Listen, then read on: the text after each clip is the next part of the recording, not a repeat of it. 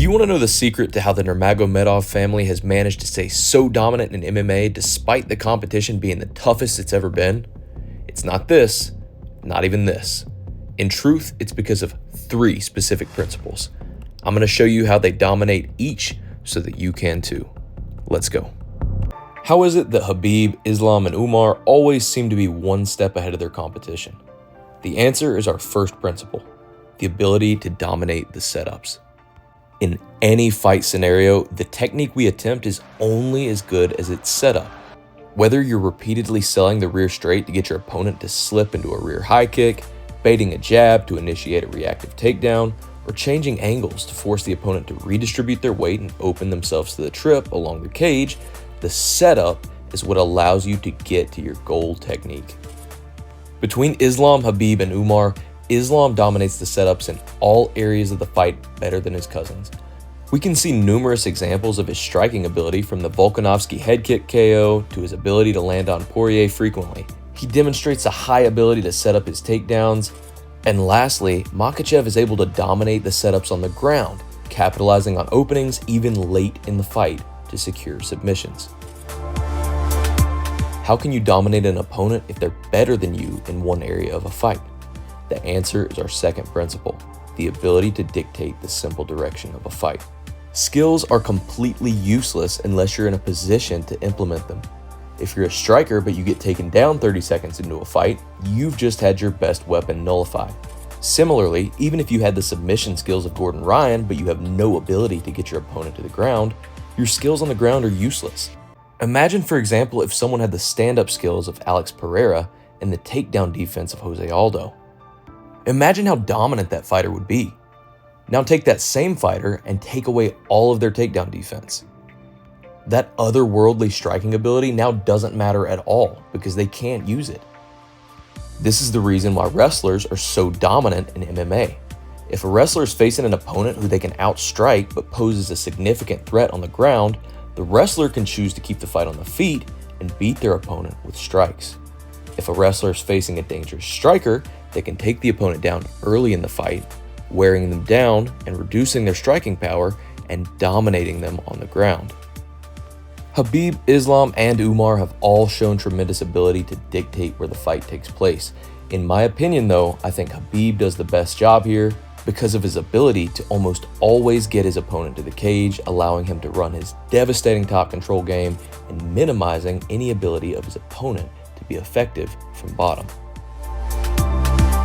If all else fails and your opponent is both better at setting up their attacks than you, as well as getting the fight to the place where they want, what can we do?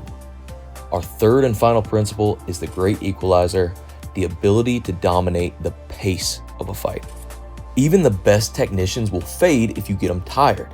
A huge example of this principle at work is prime Conor McGregor, who seemed light years ahead of his opponents when dominating the setups, was highly effective at dictating where the fight took place through high-level takedown defense, but always seemed to fade after round 2. There are 2 ways we can outpace an opponent. The first is by having a faster processing speed. This simply means the more experienced you are and the more highly trained your nervous system is to react and solve problems through hours of technical training, the faster you can react, defend, and apply offensive techniques. The second way to outpace an opponent is by having a more robust cardiovascular system. When you start to fatigue, your processing speed will naturally slow, destroying your reaction time. In addition, you'll lose decision-making ability as well as strength and speed of movement. You can take a great fighter and make them melt into a below-average fighter if you get them tired. Between Makhachev, Umar, and Khabib, Khabib by far showed the better ability to dominate the pace. Even when he was resting, he was only doing so while in dominant positions that inevitably kept wearing on his opponents, so that even while he rested, his opponent was still carrying his weight and getting even more tired. So what does this mean for us? How can we take these principles and apply them to our own training to be as successful as possible? The first thing we have to do is identify our weaknesses. You're only as strong as your weakest link. Our 3 principles can be broken down into different sub-skills, which we'll take a look at now. The setups can be broken down into 4 key areas: standing striking, takedowns, securing control, and applying submissions. The ability to dominate the direction of a fight can be broken down into 3 skills: takedown offense, takedown defense, and cage control. Lastly, dominating the pace of a fight breaks down into speed of processing and application, and our cardiovascular system, which breaks down even further into our aerobic system and our anaerobic system. Create a training program that's tailored to your specific needs. First, get rid of your weaknesses, and then reinforce your current strengths. If strength and conditioning specifically is something you'd be interested in for future videos, let me know and I'd be glad to cover it. That's all for this one, guys. If you took something away from this video, give it a thumbs up and hit subscribe so you don't miss my future uploads. If there's something you want me to cover in the future, drop me a line below in the comments and let me know. I love hearing from you guys. I'll see y'all in the next one. As always, thanks for watching and good luck training.